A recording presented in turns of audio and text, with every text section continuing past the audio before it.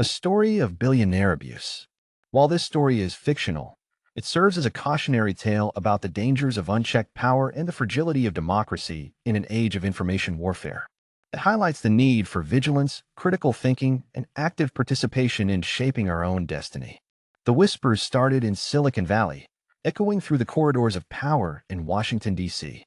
The rumors were insidious at first. Cryptic emails sent from anonymous accounts, coded messages hidden within seemingly innocuous tech updates. Then came the leaks, classified documents leaking onto obscure forums and underground websites, each one a carefully crafted Trojan horse designed to sow doubt and distrust in the heart of America's governing apparatus. The man behind it all was known only as Cypher, a shadowy figure whose identity remained shrouded in mystery. But his presence, felt everywhere and nowhere at once, could be felt in every aspect of American life, from the stock market fluctuations that rippled through Wall Street to the news cycle dominated by cryptic pronouncements on social media platforms he owned and controlled. His wealth was an enigmatic beast, a bottomless pit of resources accumulated across decades of ruthless business maneuvering. He built his empire on the backs of corporations and leveraged financial instruments, manipulating markets and exploiting loopholes with surgical precision.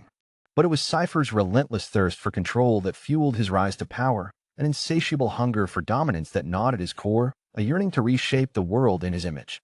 The first crack appeared through the fabric of American democracy, not with bullets or bombs, but with information and manipulation. The media, once a bastion of unbiased reporting, became a propaganda machine under Cypher's control. He funded independent journalists, hackers, and online activists who spread misinformation and sowed discord among the citizenry. Every platform he owned, from news aggregators to social media networks, was turned into a weaponized tool for his agenda. The initial whispers transformed into a roar as Cypher's influence grew stronger, culminating in a series of meticulously executed manipulations that targeted the very foundations of American governance. Phase 1. Disinformation and Chaos. Information warfare. The release of carefully crafted fake news articles and fabricated reports on social media platforms under his control created a climate of distrust and fear. Political opponents were painted as villains, while supporters were presented as heroes in a meticulously orchestrated narrative designed to divide and conquer the populace. Economic manipulation. Cypher's influence spread into the financial markets, orchestrating subtle manipulations that disrupted traditional economic systems. He sowed seeds of discord among key industries, causing stock market fluctuations and currency crises, creating chaos and uncertainty that weakened the government's ability to respond effectively. Phase 2. Political domination. Election manipulation.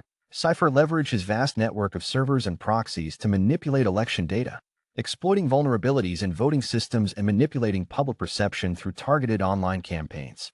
He funded independent groups and hackers to infiltrate electoral processes, swaying votes and sowing seeds of distrust in the legitimacy of elections.